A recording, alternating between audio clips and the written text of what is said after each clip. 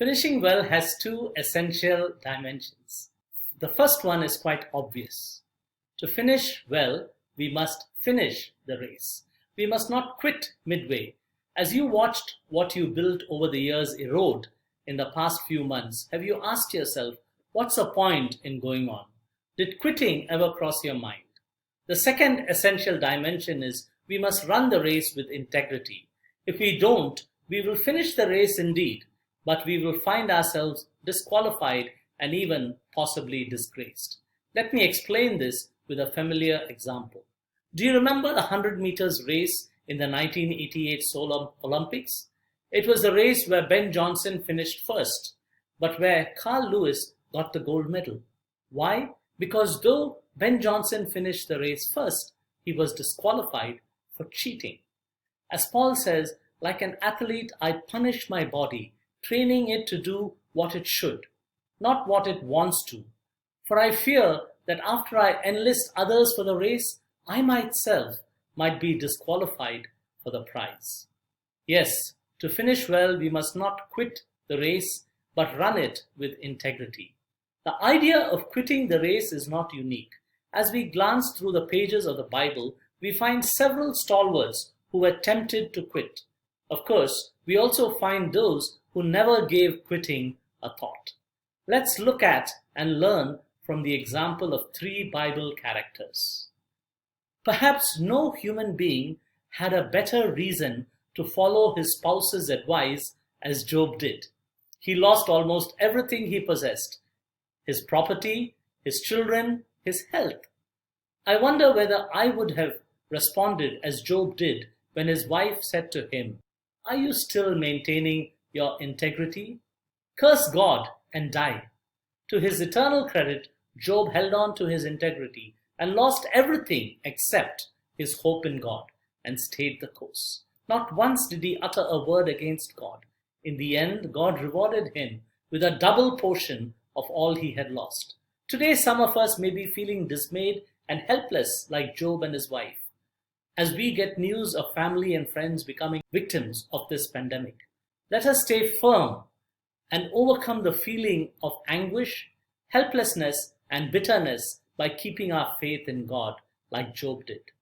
Jeremiah the prophet and his message were rejected for 40 years by the Israelites. Jeremiah gets frustrated and complains to God about his situation. God responds with a question and asks, "If you have raced with men on foot and they have worn you out, how can you compete with horses?" We see God acknowledging Jeremiah's situation, but instead of easing his troubles, God actually encourages Jeremiah to consider his present challenges as a preparation for greater challenges to come. In other words, God tells Jeremiah, don't give up, but get ready for more rejections. Jeremiah listens to God and stays the course without quitting. Though rejected by people during his time, Jeremiah ends up being one of the most revered prophets in the Old Testament. In fact, once when Jesus asked his disciples, "Who do people say I am?" they replied, "Some say John the Baptist, others say Elijah, and still others, Jeremiah or one of the prophets." There's no doubt that Jeremiah finished really well because some remembered him when they encountered Jesus.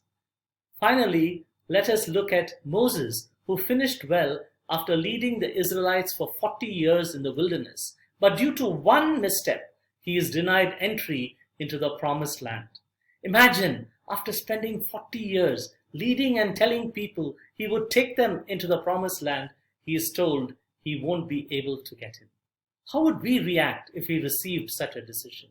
Would we continue working diligently for the remaining days left in our contract?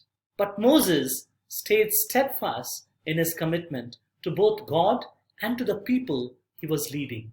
In Deuteronomy 33, we see that even on the last day of his life, he completes his responsibility of blessing all the 12 tribes of Israel. Continuing to work wholeheartedly, even after knowing his situation, places Moses truly in a special category. He remained selfless and stayed true to his values without quitting the race.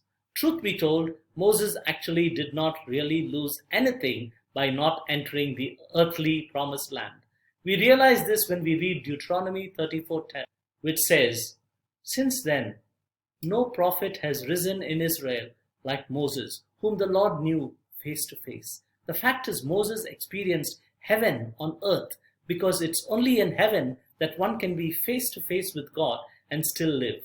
May God give us all the strength, encouragement, and stamina to finish our race well and with honor.